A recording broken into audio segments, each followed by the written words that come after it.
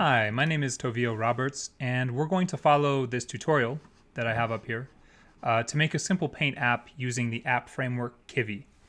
Now, I have a few purposes in this video. For one, I want to sell you on the notion that working through tutorials for projects can be a great way to expand your understanding of programming. Programming is a creative endeavor, and sometimes you can adapt someone else's creation toward your purposes. And another reason I have for this video is to promote the idea of an incremental workflow. The Kivy documentation does a great job with this, as we'll see, and I just want to show that kind of approach. I will likely make some more videos using Kivy in the future. I'm thinking Tetris would be a good one, or maybe a flashcard app. For now, I really just want to demonstrate how easy it is to make something that works using Python and Kivy. The prerequisite that you'll need here is to know some Python. That will help.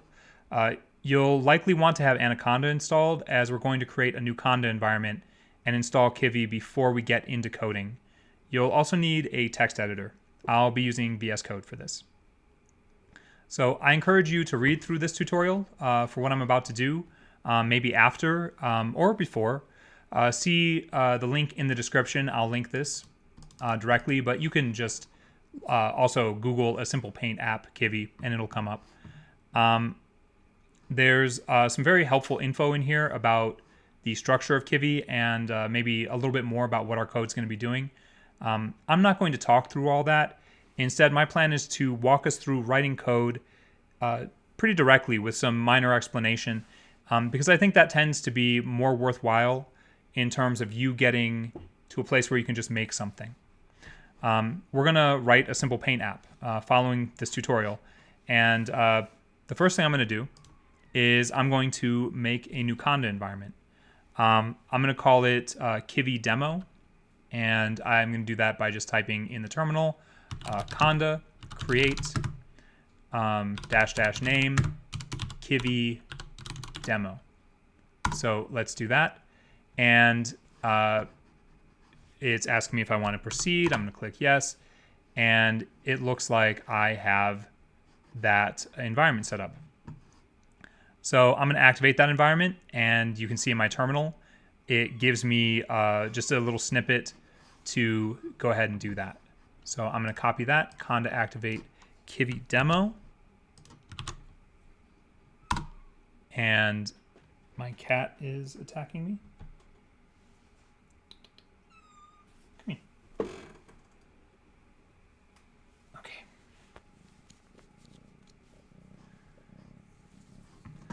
And yeah, so now that I've got the that environment activated, let's see if we have what we need to run Kivy. The first thing I like to do is open an IPython terminal and try to import things.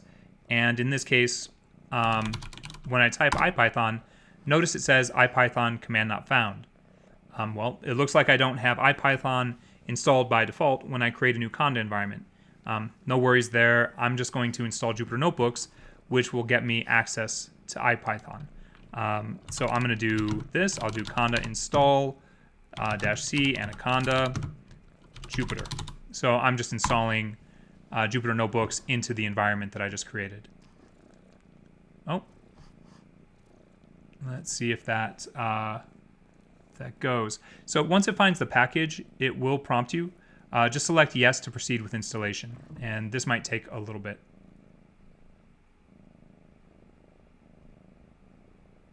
There we go. I'm going to click Y.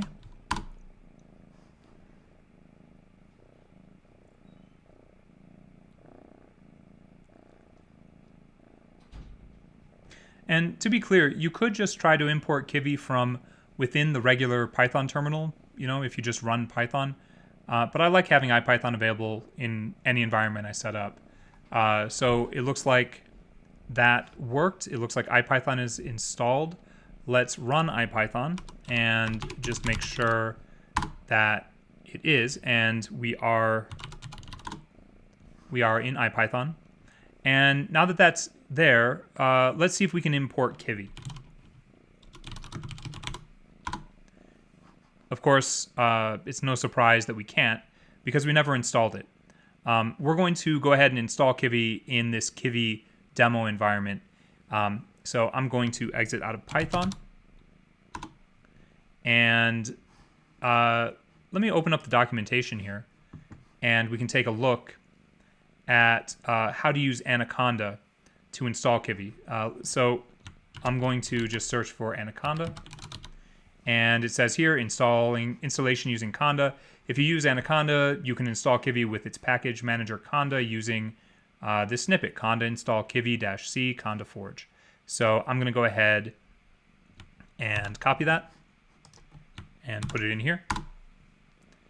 And it's going to, again, search for a repo from which to pull Kivy. So that might take a little bit again. Now, just to be clear, I'm not sure that this install, I'm going to click yes to proceed.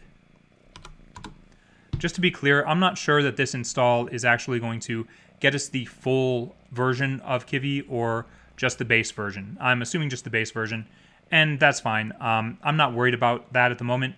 I would probably use pip to install Kivy normally, as you can definitely select the full version that way, which gets you the ability to manipulate media and do other things.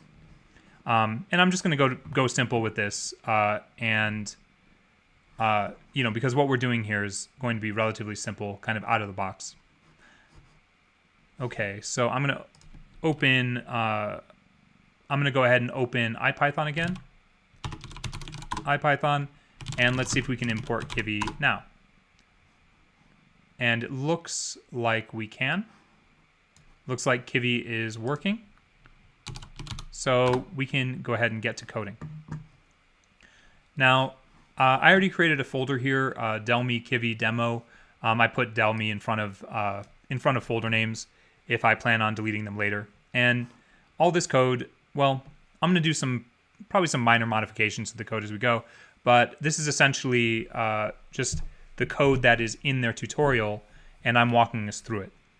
So the first thing I'm going to make is a document called main.py. And if you're on a Mac or Linux machine, you can go to your terminal and type touch and then the file name, so touch main.py. And that, if I look in this directory now, we've got this file main.py. I'm going to open that using VS Code, and I'll do it like this, code space dot. And it opens up all this welcome message and all the other junk that VS Code likes to open up. But indeed, I have main.py right here, so I'm going to be working out of that. And then it prompts me for something else, and you may not be able to tell, but I'm not the hugest fan of VS Code, but it does get the job done. So go ahead and make this a little bit bigger. Okay. Now,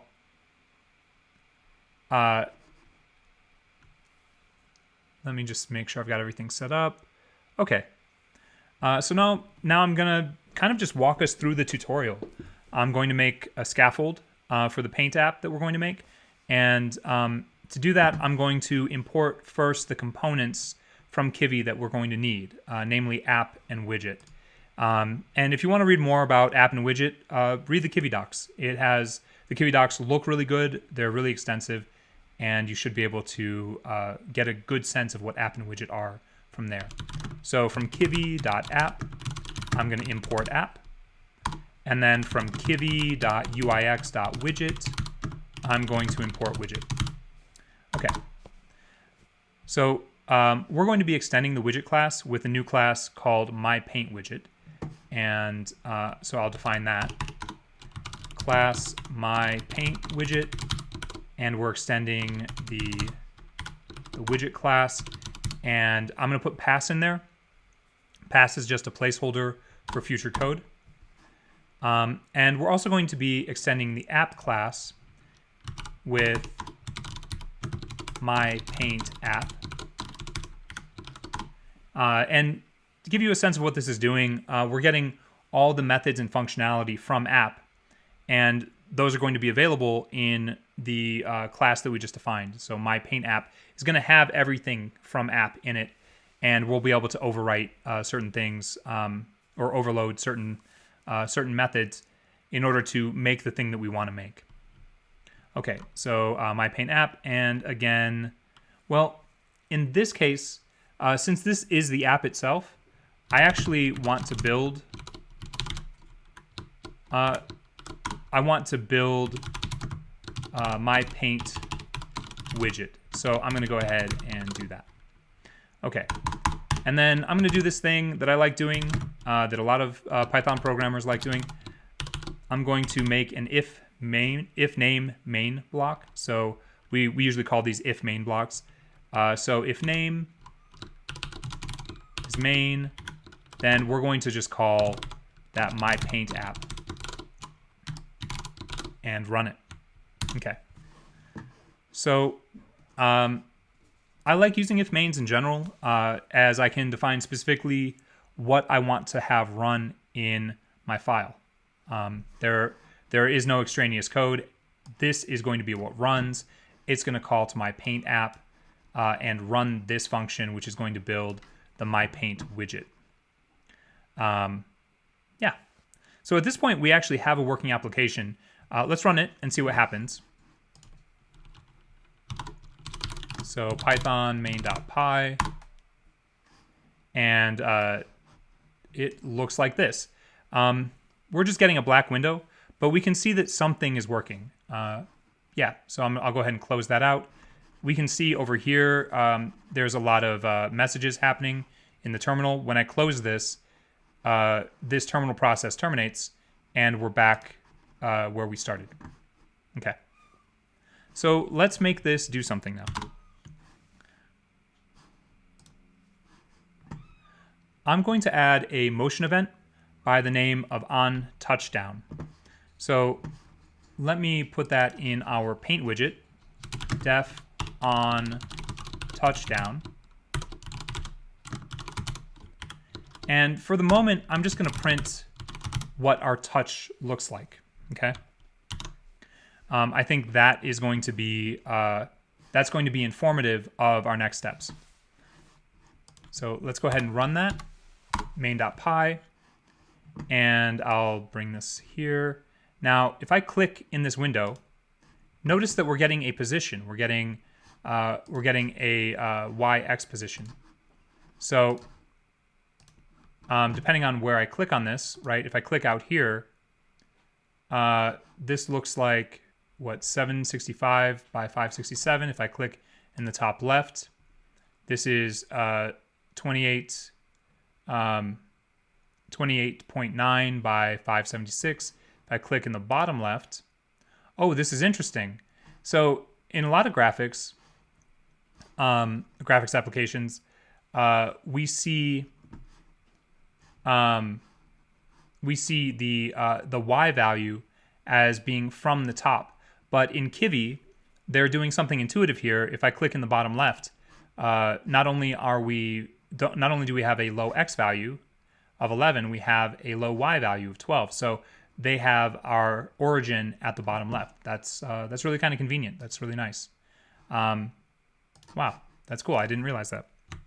Okay, so yeah, we're getting a position, and that position is going to come in handy. So now I'm going to import a couple more things, and we're going to add code that draws something in the app. We'll be importing two things from Kivy graphics. So why don't we do from kivy.graphics import color, which is going to help us define colors. And we're going to import the ellipse shape. So I'll save that. Now we're going to do something a little more expressive with this onTouchdown function method right here. We're going to just draw some circles on the canvas for this widget. So I'll go ahead and code this out and talk through it a little bit while I'm doing so. We've got with self.canvas, and you can imagine we're sort of opening and maintaining the canvas as being open on every touch. And I'll just define a generic color here. This is in RGB, so this is R of 1 and G of 1. And this is these values are from 0 to 1, and they're luminance. So this is sort of a fully saturated R color. This is a fully saturated G color, and this is no blue in it at all. And I'll just do 1 point just to indicate that these are indeed floats. Okay, I'm going to define a diameter here for our circle, for our ellipse, but it's going to be a circle. And then I'm going to define the ellipse itself. I'll set a position for it, and this position is going to be where we touched on the x value minus the diameter over 2. And if you think about that, that makes sense, right? Instead of touching and starting at the edge of the circle, we're going to draw the circle sort of centered where we touched, right? We're going to draw at the midpoint of the circle. So touch.x gets, the x position of the circle is going to be touch.x minus the diameter over 2. And similarly, touch.y minus d over 2 as well. And then we can set the size of this simply to these diameters. So, which will be d comma d, right? If we did d comma 10 or something like that, we'd have an ellipse. But since we've got 30 by 30, right, that's going to be our diameter. Okay. All right, so that should do something, right? And yeah, let's just make this circle appear on our touchdown event. Let's see if that works. And it does. Yeah, we have something that does something. And it didn't take us very long to get there. Now, I could do this all day and draw circles and whatever, maybe try to make smiley faces, I don't know. But yeah, we can add more functionality to this, and we're going to do that. So following the tutorial, we're going to add a bit more. We're going to import a line. So I'll do that first.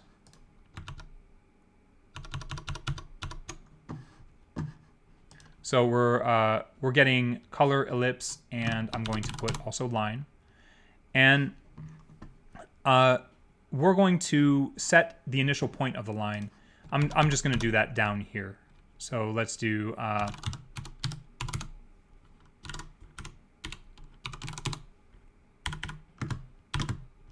we're going to kind of save as in a dictionary-like way the points from the line. And so I'll start this with our points at touch X and touch Y, right? Just the X and Y values of where we touched. So that should work there. And we're going to utilize another method for when the touch moves, right? We want to touch and drag, and that's going to allow us to create lines or create curves, whatever we want. So we're going to use that method. It's simply named. It's just on touch move, and we're going to pass in self and touch. And we're going to collect the X and Y values. So let's see what that looks like. So we're going to add more entries into this touch.ud of line, and we're going to update these points with touch.x and touch.y. Cool. So let's see what this does.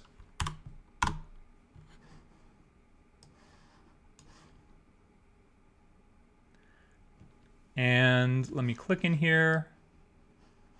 So we have a thing that draws.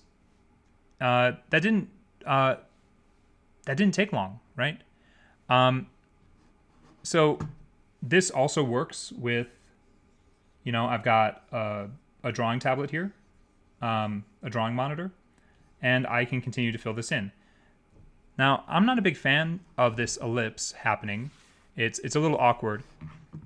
So I'm going to comment that out, and let's go ahead and comment that out here, and I'll run it again.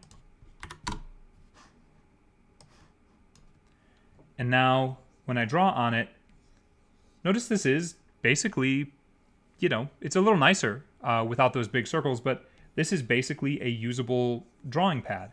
It's only got the one color, but, you know, that's fine. So at this point in the tutorial, in the Kivy tutorial, color modification is introduced. So let's add that in.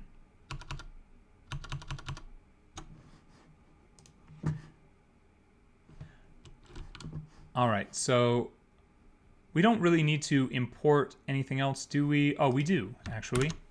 So we're going to import random. And every line that we draw is going to create a random color, or is going to be drawn with a random color. That's what we're going to do with this. And that's going to be pretty simple, as it turns out. So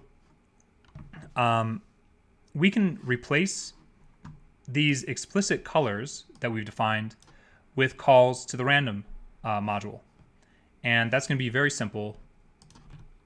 I can just do this. Random, random, and oops, and random. Okay. So now we're going to see that we'll get new colors for each time we touch down the pen.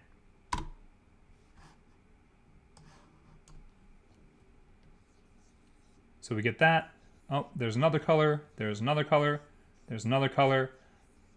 Now that last one was really dark, right? This isn't that easy to see. This sort of you know, crimson or maroon or deep red color. And in fact, there's a world where we get a color that is very close to this background color of 000. So we can do a little bit to make that a bit better. The authors of this tutorial make a note regarding this possibility of drawing dark colors on the dark background. They have a good suggestion, which is switching the color space to HSV from the current RGB, RGB meaning red, green, blue. Though I think I'll do something a little bit different. I'll keep using RGB, but I want to ensure that none of the color values are below 0.2. The closer we get to 0, for any of those values, the lower our luminance is for that color value. And if all values of RGB are 0, then the color will be black, meaning the absence of luminance. I would like to generally have these colors be bright enough that we can see them distinctly over the background. And we can actually use the uniform function to set the range of possible values. And so I'm going to, from random import random, well, I'll just do this. I'll import uniform. In fact, I'll import uniform instead of random, and I can set these to uniform. And we'll now have uniform values, and I'll set these within the range. I'll do 0.2, 0.2 to 1. So that's easy enough. And now we shouldn't get very dark colors. I could do 0.3. That might be a little bit better. I don't know. We'd have to play around with it a little bit and figure out what makes the most sense. Okay, so let me draw on this. That seems okay, seems okay. We're not getting any particularly dark colors, right? Oh, that is pretty dark, actually. So maybe I should set this to 0.3. At any rate, that's a workaround for you know, that'll allow you to not get randomly darker colors that are too dark to be able to be seen clearly on this background. Okay. So let's do a little bit more here. At this point, we have something that works reasonably well, right, for simple drawing. In the Kivy tutorial, they add a clear button to go ahead and clear the canvas. So let's do that. So we'll need to be able to add a button, and that button is from the button, or that button is a class, and similar to widget. So that's from our UIX, or kind of user experience set of code, and I'm just going to import the button class. Then we're going to add the functionality for that button to the application class. So we're going to rewrite a lot of what we see here. Instead of just building my paint widget, we're going to do something kind of different here. Okay. The first thing I'm going to do is I'm going to make a parent class that will contain not only my paint widget, it's going to contain the button as well. So this, keep in mind, this doesn't actually do anything except contain the button and the paint widget. So I'll go ahead and set self.painter. I'm just creating a new variable, which is our painter, the paint widget, and that's going to hold that, right? And then we're going to add that into the widget shortly.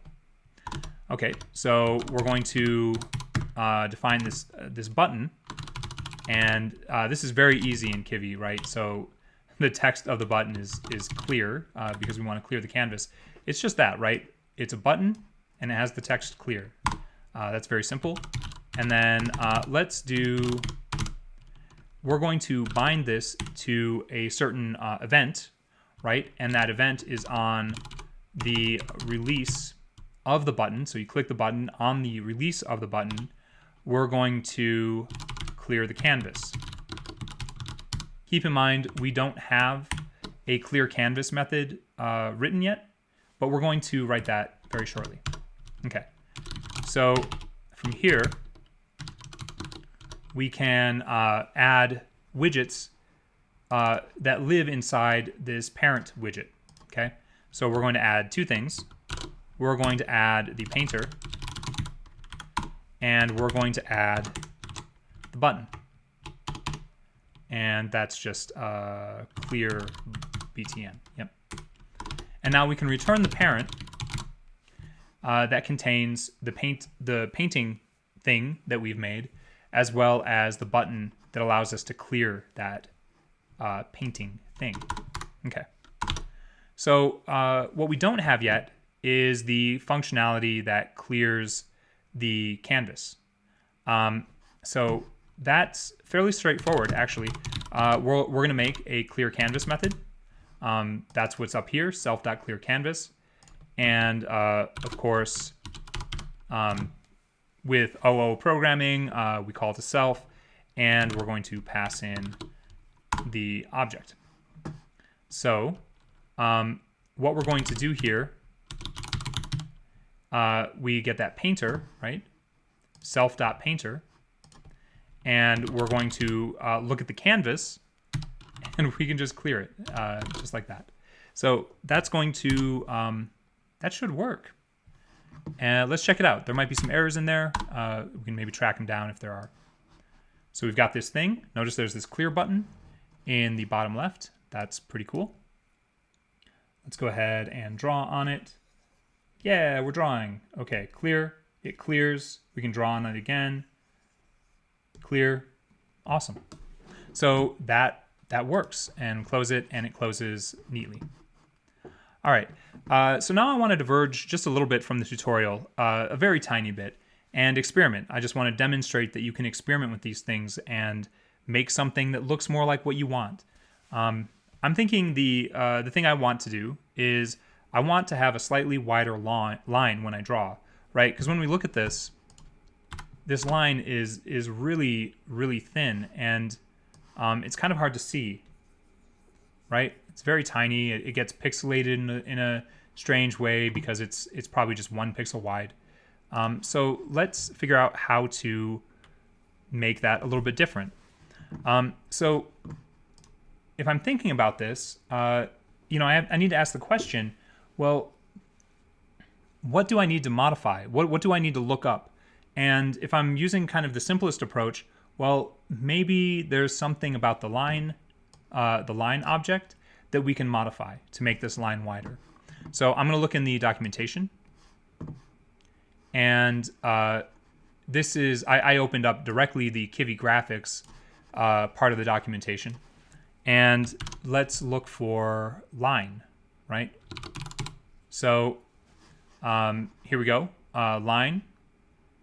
Notice right away, I see something here. We've got, let me find that again. Line has a width parameter. And by default, this is probably set to 1. And I'm going to go ahead and just copy that and put it into this instance here, this instantiation of line. So now, you know, I'm just experimenting here. I don't know if this will work, right? I'm just putting this in here and let's see what it does. You really want to be, what's the word? You want to experiment a lot. Let me just say that. You want to try things, you want to break things, and you break things until they work. And that's really how programming can be at times, especially when you're learning. So I just called out to that. Let's see what this looks like. And there we've got this really big, thick line, right? And of course it changes colors and the clear button works and everything looks pretty good. So that line is, it's a bit bigger than what I want, you know. So I'm going to go ahead and set it to, why don't we set it to 3 and see how that looks. So line width gets 3. Let's just peek at that. All right. So that's pretty good, you know. I feel pretty good about this. You know, I'm looking at this and it's comparable, reasonably comparable to the drawing program that I use when I'm teaching. And, you know, like here's the logistic function.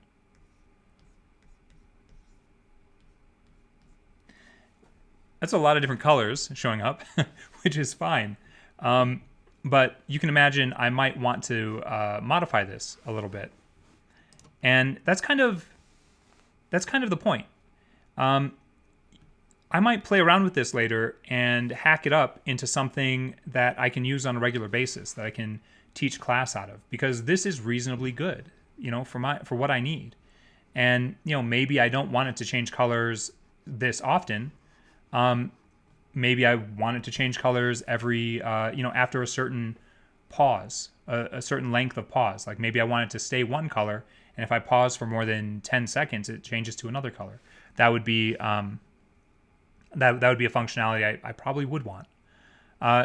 Yeah, so that's really it. Kivy is pretty awesome. I only started using it maybe today, maybe yesterday, playing around with it. And I'm already thinking there's a lot of potential things I can make with it. We just quickly made something that actually does something, right? I added a couple very minor deviations from the tutorial, but I hope I'm getting a certain point across. You can get your feet wet following the tutorial, and you can think about hacking things from there into something that's usable for you. For example, what if you wanted to create a simple color palette on the left side of this app, right? Instead of having the random color selection? Or what if you wanted to programmatically fill in patterns between the lines that you're drawing, like something that would have a very, you know, web-like feel coming out from all these points, right? That's something, or, you know, polygon tracing, any of these things. You could do that just with probably a little bit of research and thinking through these problems. So there are a lot of possibilities here. And I hope you use tutorials and maybe this tutorial as a starting place for further exploration.